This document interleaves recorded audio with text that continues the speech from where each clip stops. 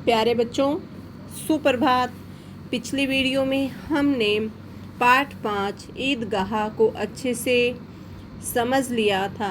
इस पाठ के कठिन शब्दों को और शब्दार्थ को भी अच्छे से समझकर अपनी उत्तर पुस्तिका में लिख लिया था।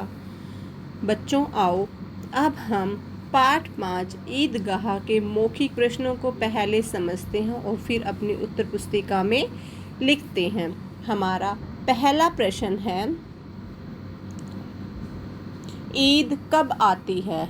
बताओ सभी, आपने पाठ को अच्छे से पढ़ा है ना?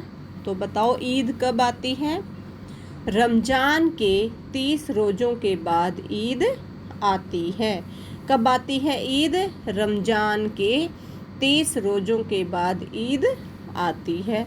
अब हमारा दूसरा प्रश्न है, महमूद और मोहसिन के पास कितने कितने पैसे थे?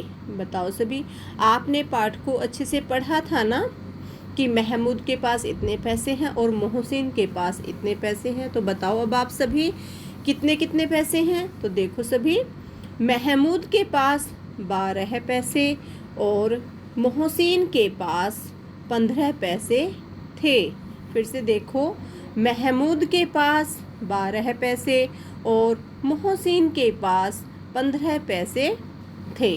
अब हमारा तीसरा प्रश्न है, हामिद क्यों प्रसन्न था? क्यों प्रसन्न था हामिद? बताओ सभी।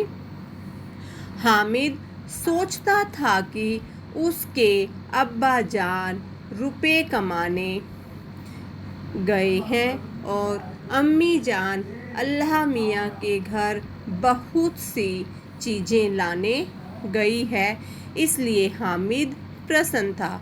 क्यों प्रसन्न था हामिद? कि उसके जो अब्बा जान हैं वो रुपए कमाने के लिए गए हैं और अम्मी जान अल्लाह मियाँ के घर बहुत सी चीज़ें लाने के लिए गई है, इसलिए हामिद प्रसन्न था।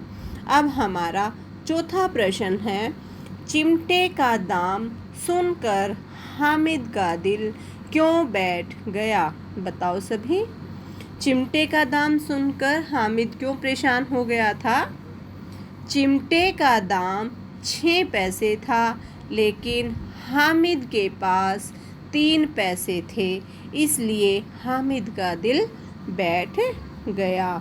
क्योंकि चिमटे का दाम तो ज़्यादा था और हामिद के पास पैसे कम थे, इसलिए हामिद का दिल बैठ गया। कितने पैसे थे हामिद के पास? 3 पैसे। और चिमटे का रेट, जो चिमटे की कीमत थी वो कितने पैसे थे? 6 पैसे। ये सुनकर हामिद का दिल बैठ गया। तो बच्चों, इस वीडियो में हम इतना ही पढ़ते हैं। आगे का अगली वीडियो में और ये प्रश्न आपको अपनी उत्तर पुस्तिका में सुंदर और साफ लिखाई में पेंसिल के साथ लिखने हैं।